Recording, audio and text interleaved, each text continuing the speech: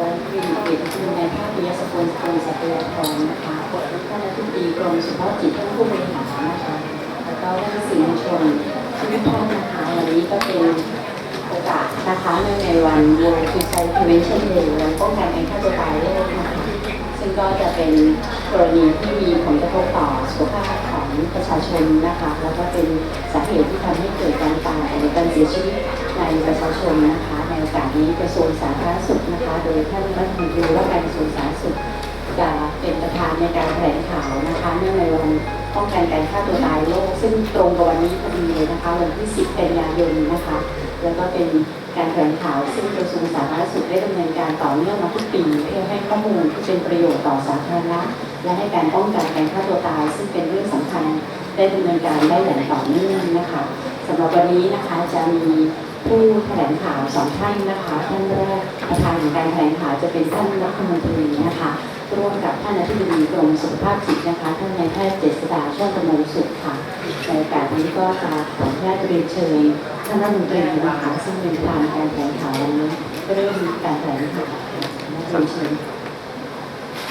ครับก็สวัสดีท่านสื่อมวลชนนะครับแล้วก็ทีมงานทั้งหลายนะครับตามที่ท่านรองอธิบดีได้เรียนให้ทราบวันนี้เนี่ยก็คือวันที่ 10 กันยายนของ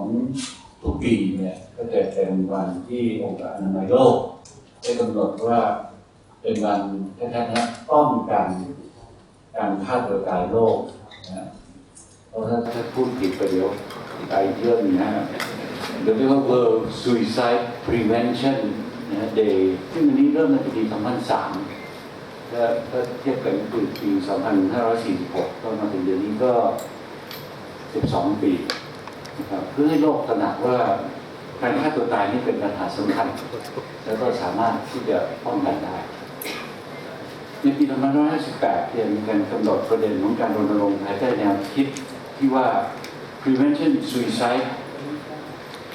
Reaching Out and Saving Lives ซึ่งแปลเป็นไทยนะว่าการป้องกันการฆ่าตัวตายคือยื่นมือออกไปช่วยชีวิตได้ครับท่านก็คงมีข่าวในสื่อพิมพ์พอสมควรในที่ช่วงที่ผ่านมานะการฆ่าตัวตายนี่เป็นสาเหตุการเสียชีวิตทั่วโลกเนี่ยประมาณ1.4%ในจำนวนกว่า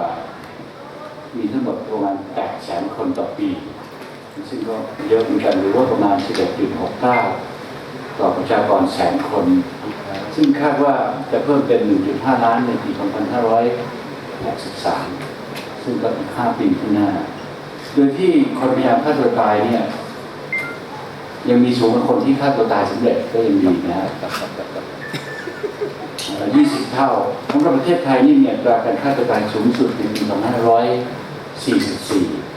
นี่ก็ 14 ปีที่แล้วคิดเป็น 8.2 ต่อประชากร100,000 คนแล้วก็ลดลงเรื่อยๆล่าสุดคือปี 2557 เนี่ยเหลือ 6.08 ต่อประชากร100,000 คนถึงแม้ว่าจะอยู่ในเป้าหมายที่กำหนดก็คือไม่เกิน 6.5 ต่อประชากร100,000 คนแต่ก็ยังมีผู้ฆ่าตัวตายสำเร็จปีละกว่า 3,900 คนหรือว่าเฉลี่ย1 คนในทุกๆ 2 ชั่วโมงผู้ชายฆ่าตัวตายมากกว่าผู้หญิงน่าสงสัยเหมือนกันนะ3 เท่านะครับแล้วก็เป็นกลุ่มที่อายุ 35-39 ปีมากที่สุดนะซึ่งอาจจะต่างกับต่างประเทศที่ผู้สูงอายุอาจจะเป็นกลุ่มที่มีการเป็นโรคซึมเศร้ามากกว่าภาคเหนือมีอัตราการฆ่าตัวตายสูงกว่าภาคอื่นอัตรา10%ต่อประชากร100,000 คนสูงสุดอยู่ที่จังหวัดลำพูนนะจังหวัดลำพูนนี่ก็คุยกันนะว่าลำพูนจะมีประชากรน้อยดังนั้นถ้าจำนวนคนปั๊บเดียวก็เรโชก็จะเหมือนสูงนะฮะอันนี้จังหวัดลำพูนเป็น20 ต่อประชากร100,000 คนครับกระทรวงสาธารณสุขเนี่ยได้มอบให้กรมสุขภาพจิตซึ่งท่านอธิบดีท่านรองอธิบดีทีมงานนั่งอยู่ตรงนี้นะครับ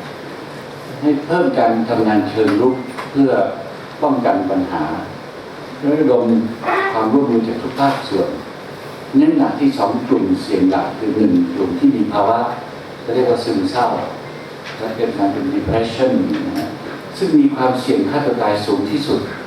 ก็คือผู้ที่มีอาการซึมเศร้าผู้ป่วยเรื้อรังเช่นคนที่เป็นโรคมะเร็งเบาหวานข้อเสื่อมไตวายโรคหัวใจหรือโรคหลอดเลือดนะผู้สูงอายุนะหญิงตั้งครรภ์หรือหลังคลอดผู้ติดสุรายาเสพติดรวมทั้งผู้มีประสบภาวะวิกฤตหรือมีความสูญเสียที่รุนแรงอันนี้ก็ได้ให้อสม.เจ้าหน้าที่กรมของเจ้าหน้าที่สาธารณสุขเนี่ยได้พยายามคัดกรองในชุมชนและให้เข้าสู่ระบบการดูแลรักษาโดยเร็วนี้ก็จะมีผลช่วยลดการเสียชีวิตจากการฆ่าตัวตายน้อยลงในอัตราเพียง 0.4 ต่อประชากรแสนคนหรือเพียง2 คนเท่านั้นนะฮะและ2คือกลุ่มฆ่าตัวตายด้วยความหุนหันพลันแล่นอันนี้ไม่น่าเชื่อว่าเป็นส่วนเยอะนะฮะที่พบว่ากลุ่มที่เคยพยายามฆ่าตัวตายส่วนใหญ่เนี่ยจะทำเพราะความหุนหันและก็มีปัจจัยกระตุ้นจากการดื่มสุราปัญหาครอบครัวนะฮะโดยให้อสม.และเจ้าหน้าที่รพสต.คือโรงพยาบาลส่งเสริมสุขภาพประจำตำบลเนี่ยลงเยี่ยมบ้านให้การปรึกษาแนะนำแล้วก็ส่งต่อเข้าสู่ระบบบริการ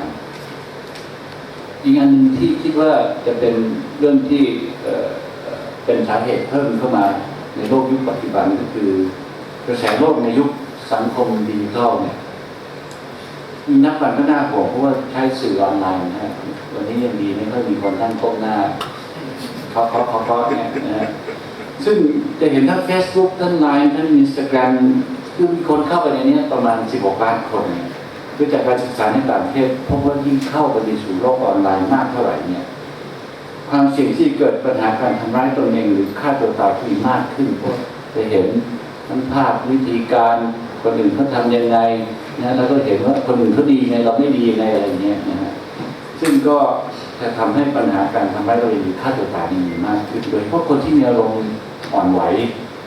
ง่ายนะฮะแล้วก็จิตใจเปราะบางถูกกีดกันทางสังคมถูกกันแกล้งเพราะฉะนั้นเราก็ต้องเร่งที่จะประชาสัมพันธ์ให้ความรู้ประชาชนให้เข้าถึงสัญญาณเตือนและให้วิธีและวิธีการช่วยเหลือคือเพื่อเตือนสติผู้ที่เขามีทุกข์เหนื่อยเพราะคนในครอบครัวนะฮะเพื่อให้เขาได้มีกำลังใจที่จะต่อสู้ชีวิตต่อไปที่เลิกคิดทำร้ายตัวเองแล้วก็หยุดความคิดที่จะฆ่าตัวตายเมื่อทำที่จะทันเวลาจำนวนก็จะลดลงแล้วก็ผ่านวิกฤตของชีวิตช่วงนี้ไปเขาก็จะกลับสู่ภาวะปกติได้กราบเรียนท่านรัฐมนตรีว่าการกระทรวงสาธารณสุขท่านสื่อมวลชนและท่านผู้เกียรติที่เคารพทุกท่านนะครับครับในส่วนของกรมสุขภาพจิตนะฮะก็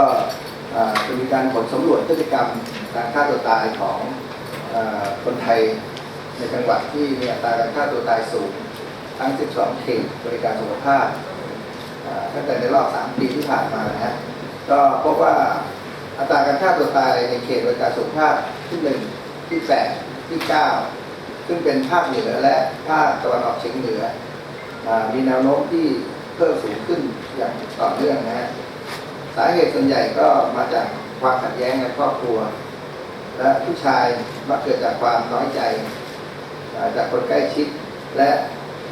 เป็นปัญหาเรื่องทนทุกข์ทรมานจากการเจ็บป่วยจากโรคเรื้อรังต่างๆส่วนผู้หญิงนี่มาจากความน้อยใจแล้วก็ถูกคนใกล้ชิดดุด่าเรื่องความรักความหึงหวงแล้วก็ผิดหวังในความรักและทะเลาะกับคนใกล้ชิดนะ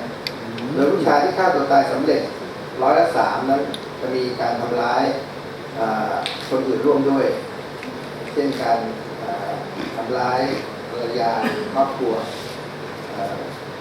เสียชีวิตร่วมไปด้วยนะในขณะที่ผู้หญิงเนี่ย2%ก็จะทำร้ายคนอื่นก่อนฆ่าตัวตายซึ่งอายุที่มีการฆ่าตัวตายต่ำสุดนั้นตั้งแต่อายุ10 ขวบนะและสูงอายุที่อายุมากที่สุดคืออายุ93 ปีกลุ่มอายุ35 ถึง 39 ปีนั้นฆ่าตัวตายสำเร็จมากกว่ากลุ่มอื่นนะครับตัวเลขพวกนี้เนี่ยก็จะสังเกตว่า ในประเทศที่เจริญแล้วนั้นนะเป็นประเทศที่เรียกว่าสังคมสูงอายุในกลุ่มประเทศต่างๆเหล่านี้เนี่ยก็การฆ่าตัวตายเนี่ยจะมีอัตราสูงนะครับถึง 20 ต่อแสนนะในขณะที่ของเราเนี่ยประมาณ 6.08 ต่อแสนเนี่ยนะเพราะฉะนั้นเนี่ยก็เป็นสิ่งหนึ่งที่กระทรวงสาธารณสุขและกรมสุขภาพจิตของเราเนี่ยต้องวางแผนเพราะว่าประเทศไทยเนี่ยก้าวเข้าสู่ในสังคมสูงอายุในอนาคตอันใกล้นะก็คิดว่าเราก็ต้องวางแผนเตรียมป้องกันนะอย่างเช่นประเทศญี่ปุ่นหรือเกาหลีเนี่ยนะที่มีการฆ่าตัวตายสูงถึงประมาณ 20 คนต่อแสนนะอันนี้ก็เป็นปัญหาท้าทายที่กรมสุขภาพจิตของเราก็ต้องเร่งพัฒนาแล้วก็เร่งการป้องกันในอนาคตนะครับในระยะหลังๆนี่เพราะว่ามีการส่งสัญญาณก่อนการฆ่าตัวตายทางสื่อสังคมออนไลน์เนี่ยจะมีมากขึ้นนะมีทั้งข้อความมีภาพและมีคลิปวิดีโอต่างๆนะที่เช่นการตัดพ้อการพูดจาสั่งเสียเป็นในบางรายก็มีการโพสต์ภาพวิธีที่จะใช้ฆ่าตัวตายเช่นเอาปืนจ่อที่ขมับดังนั้นหากเห็นสัญญาณที่กล่าวมาเหล่านี้นะฮะก็ขอให้ผู้ที่พบเนี่ยได้ช่วยกันตักเตือนสติหรือให้กำลังใจหรือควรจะบอกคนใกล้ชิดหรือญาติพี่น้องเนี่ยให้ช่วยกันดูแลด้วยนะและเพื่อให้เขาเลิกคิดที่จะทำร้ายตัวเองหรือหยุดความคิดที่จะฆ่าตัวตายให้ทันเวลานะสำหรับการป้องกันและการลดปัญหาฆ่าตัวตายจากสื่อสังคมออนไลน์ก็อยากจะให้ท่านประชาชนยึดหลักง่ายๆคือจำง่ายๆคือ4อย่ากับ3ควรนะโดย4อย่านั้นได้แก่1คืออย่าท้าทายไม่สื่อความหมายต่างๆเช่นทำเลยกล้าทำหรือเปล่าสิ่งเหล่านี้ก็จะยิ่งเป็นกระตุ้นให้เราทำนะอันดับ2ก็คืออย่าใช้คำพูดเยาะเย้ยเช่นบอกว่าโง่หรือบ้าต่างๆนะหรือตำหนิติเตียนต่างๆก็จะยิ่งเพิ่มความคิดทางลบและเพิ่มโอกาสให้กระทำมากขึ้นข้อ3คืออย่านิ่งเฉยคือการนิ่งก็เหมือนการสนับสนุนทางอ้อมนะเพราะฉะนั้นก็ควรจะรีบเข้าไปซัพพอร์ตข้อ4คืออย่าส่งข้อความนะในข้อความที่เช่นเผยแพร่ภาพการฆ่าตัวตายและความเศร้าโศกของครอบครัวของผู้เสียชีวิตให้มากเกินไปนะเพราะจะกระตุ้นให้ผู้ที่คิดฆ่าตัวตายเนี่ยเกิดความเรียนแบบเป็นการเรียนแบบและก็เป็นการเคารพต่อผู้กระทำและความรู้สึกของญาติผู้เสียชีวิตด้วยนะเพราะฉะนั้นก็ขอให้ระมัดระวังเรื่องการส่งข้อความแบบนี้นะและสิ่งที่ควรทำก็คืออันที่1ได้แก่ก็ควรห้ามนะควรห้ามคือการให้หยุดพฤติกรรมดังกล่าวเพราะโดยทั่วไปเนี่ยผู้ที่คิดฆ่าตัวตายส่วนใหญ่จะลังเลใจจะช่วยยับยั้งใจได้มากขึ้นนะโดยการพูดการปลอบต่างๆนะข้อ2ก็คือการชวนคุยนะก็ควรชวนคุยเพื่อประวิงเวลาให้มีโอกาสทบทวนข้อ3ก็คือควรติดต่อหรือหาความช่วยเหลือให้เช่นบุคคลที่ใกล้ชิดโดยกรมสุขภาพจิตของเราก็มีสายด่วน1323ตลอด24ชั่วโมงให้โทรฟรีเพื่อเข้ามาปรึกษาได้ตลอดเวลานะครับ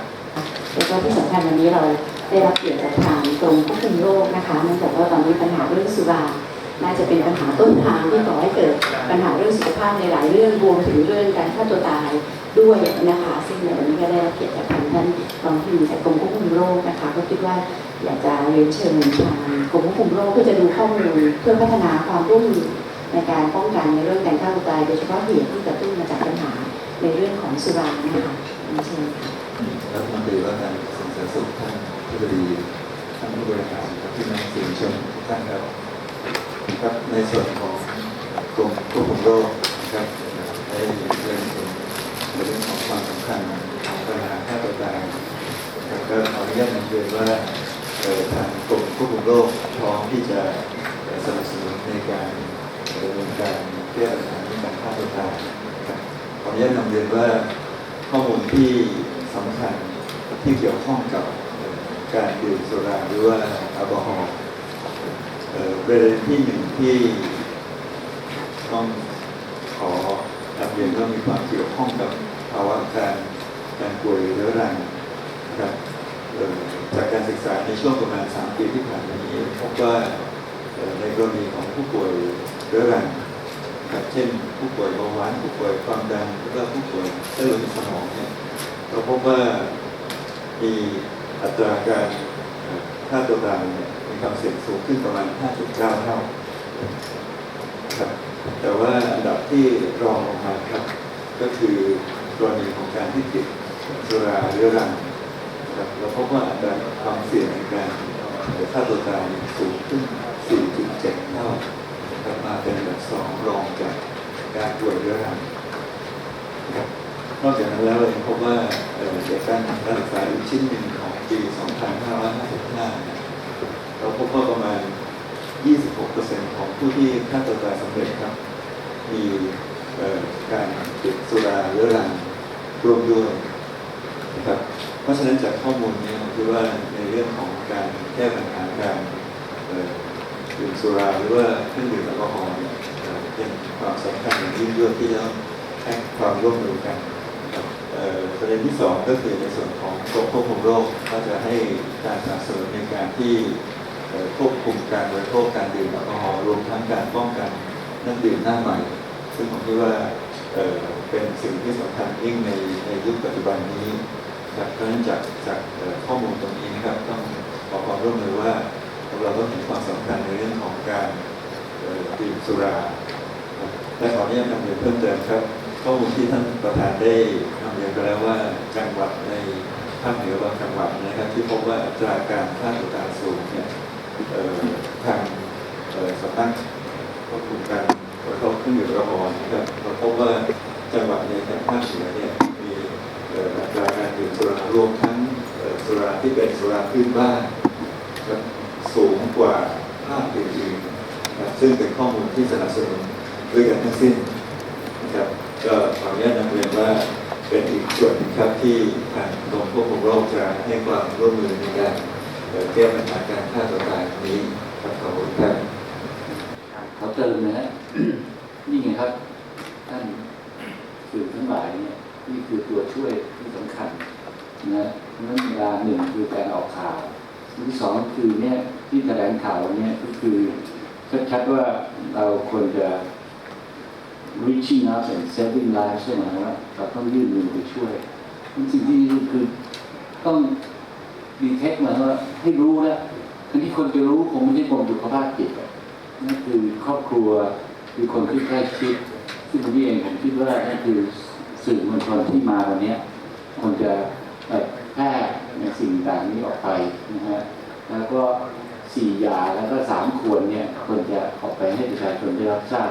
ว่าสิ่งที่ดีคือการป้องกันแล้วก็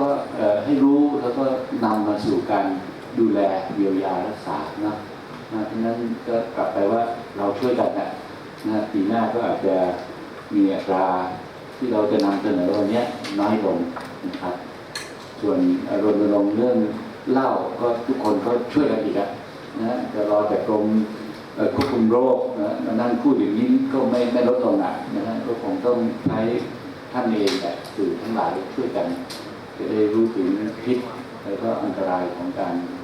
ดื่มสุรานะครับ